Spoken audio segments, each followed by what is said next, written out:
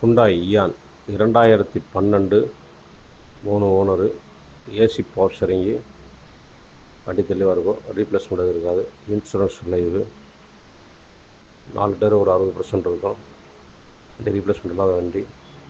கேட்குறவங்க 210 கேட்குது, ஒரு சின்ன வித்தியாசத்தில் கிடைக்கும்.